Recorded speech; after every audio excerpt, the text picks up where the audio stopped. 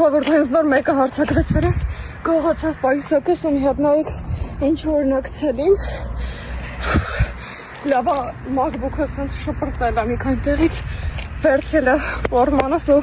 փախել է։ 90-ը հենց նոր հարցակվեցին վրա, սկսեց գետնի սենց կարերի վրա տշելով, ոնց հասկացակ էլ է այս վերքերից։ Պայուսակս վերցրեց փախավ ու ես սկսեցի հետևից վազել,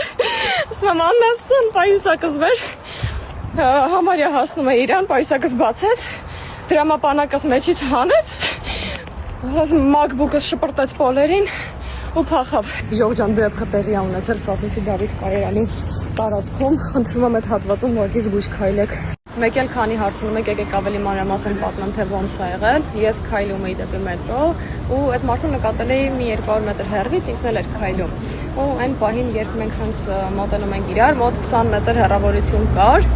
Ինքը շատ նորմալ արտաքինով, նորմալ հագնված, օրինակ սպասելի չէր իր տեսքից, որ ինչ-որ մի ձևով սենց բան լինի, իր ասեիր կարող է հարցակվի։ Մի 20 մետր էր մնացել ու ինքը մի անգամից վազելով հարցակվեց իմ վրա, ինձ գցեց գետնին ու ես այդ պայն չէի հասկանում ընդհանրապես ինչ է կատարվում, մինչև սենց մի 2 վայրկյան հետո ես հասկացա, որ ինքը քաշում է իմ պայուսակը